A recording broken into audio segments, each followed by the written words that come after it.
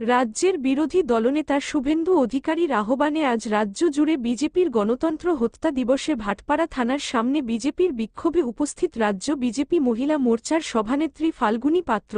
অন্যদিকে একই বিষয়ে জগদ্দল থানার সামনে অবস্থান বিক্ষোভে বিজেপি উপস্থিত ব্যারাকপুর লোকসভা কেন্দ্রের প্রাক্তন সাংসদ অর্জুন সিং, ভাটপাড়া বিধায়ক পবন সিং সহ একাধিক বিজেপি নেতৃত্ব।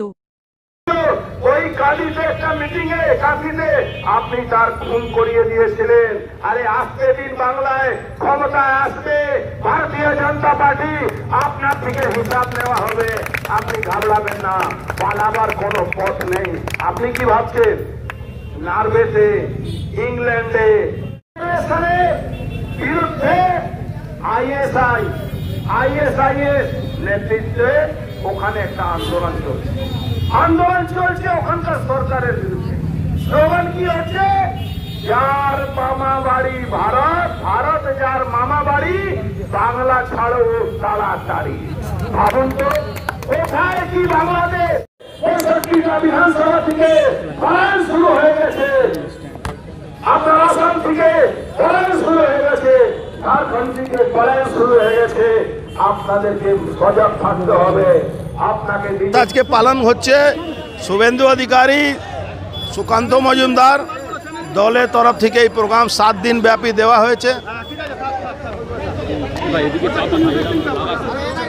7 দিন ব্যাপী এই প্রোগ্রাম হবে। আজকে আমাদের ব্যারাকপুরে ভাটপাড়া, জগদ্দল, নৈহাটি আর বীজপুর হয়েছে, কালকে আবার হবে। এরকম আমরা 7 দিন ধরে প্রোগ্রামটা করব।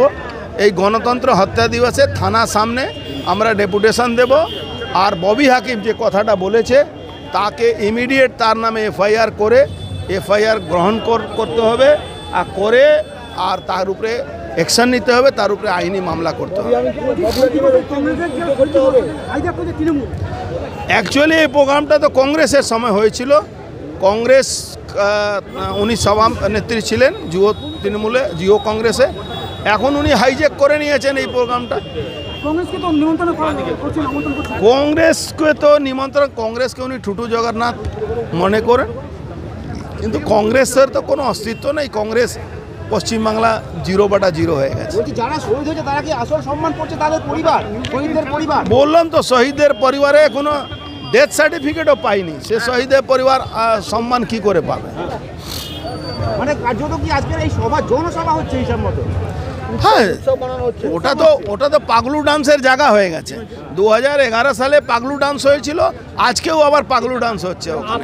আর কৈলা ব্যানার্জি কি বলছে, অদ্ভুত কথা বলেছে।